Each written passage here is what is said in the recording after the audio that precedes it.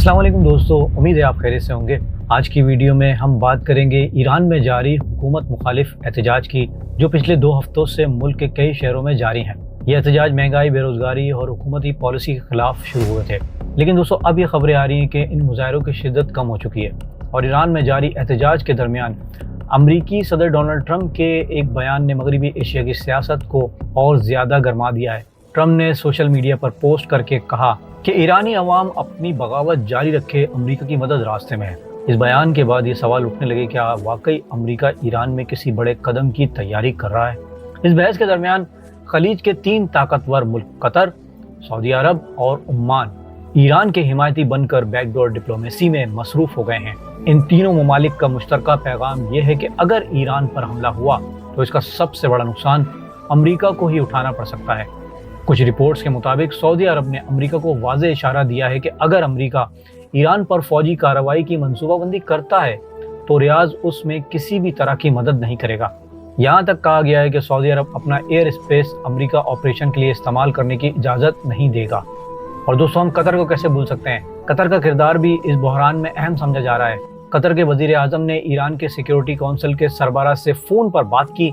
Iran के security council के सरबराह को supreme leader ayatollah Ali Khamenei का करीबी भी कहा जाता है। इस बातचीत में मौजूदा हालात और इलाकाई इस्तेहकाम पर तबादला ख्याल हुआ। खलीजी ममालिकों के इस हिमायत के पीछे कई वजूहात बताई जा रही हैं। कतर का मानना है कि अगर अमरीका ईरान पर हमला करता है तो पूरे मशरिक़ वस्ता में अफरा तफरी फैल जाएगी। कतर के मुताबिक ऐसी सूरत में कोई भी मुल्क महफूज नहीं रहेगा। सऊदी अरब की जो तशवीशात हैं वो कुछ अलग हैं। सऊदी अरब को खौफ है कि अगर ईरान में अदम इस्तेहकाम बढ़ा या इक़्तिदार की तब्दीली हुई तो इक़्तिदार इस्लामी इनकलाबी गार्ड के हाथों में जा सकता है, जो खित्ते के लिए भी ज़्यादा ख़तरनाक साबित हो सकता है। सऊदी अरब का कहना है कि इससे पूरे इलाके में अदम इस्तेहकाम और तनाव फैल जाएगा। ओमान का फोकस बुनियादी तौर पर तिजारत और तवानाई की सिक्योरिटी पर है। ओमान का कहना है कि अगर ईरान पर हमला हुआ तो स्ट्रेट ऑफ हॉर्मुज़ बंद किया जा सकता है, यानी आबनाए हरमस बहुत ज़्यादा अहम है, क्योंकि दुनिया की समुद्री तेल की तिजारत का तकरीबन 25% हिस्सा और LNG की तिजारत का तकरीबन 20% हिस्सा इसी रास्ते से गुजरता है। हर रोज़ तकरीबन 20 मिलियन बैरल तेल स्ट्रेट ऑफ हॉर्मुज़ से गुजरता है। इसी दौरान ये रिपोर्ट्स भी कहती हैं कि सऊदी अरब ने अपने मीडिया इदारों को ईरान की कवरेज के सिलसिले में एहतियात बरतने और महदूद रिपोर्ट करने के अहकाम जारी कर दिए हैं। सऊदी अरब नहीं चाहता कि ईरान से मुताल्लिक मनफी खबरों का असर घरेलू माहौल पर पड़े, जिससे उनकी हुकूमत पर भी कोई बहरान ना आ जाए। एक रिपोर्ट के मुताबिक सऊदी अरब में अमेरिका के सफ़ीर का भी कहना है कि अगरचे सऊदीया और ईरान के ताल्लुकात तारीखी तौर पर तनाव का शिकार रहे हैं, लेकिन इसके बावजूद सऊदी इस वक्त किसी भी तरह की जंग के हक में नहीं है। कतर की पोजीशन भी कुछ इसी तरह की बताई जा रही है।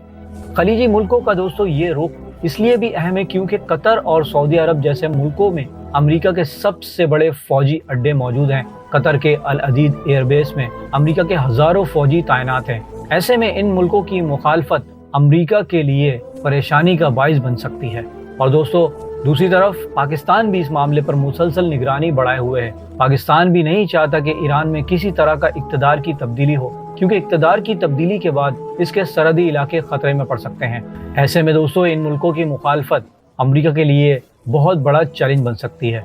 कुल मिलाकर दोस्तों, ईरान के मामले पर खलीजी मुल्कों की ये बैकडोर डिप्लोमेसी ये दिखाती है कि मगरबी एशिया में कोई भी बड़ा फौजी कदम पूरे खित्ते को गैर मुस्तहकम कर सकता है। अब सबकी नजरें इस पर लगी हैं कि अमेरिका आगे कौन सा रास्ता इख्तियार करता है। क्या अमेरिका ईरान पर हमला करेगा? दोस्तों, आने वाले चंद दिन बहुत अहम है, क्योंकि जो ट्रंप की पॉलिसी है वो इस वक्त पूरी दुनिया के लिए बहुत खतरनाक बनी हुई है। आप दोस्तों की इस बारे में क्या राय है? क्या वाकई ट्रंप जो है वो ईरान पर हमला करने वाले हैं? प्लीज़ मुझे कमेंट में ज़रूर बताइएगा।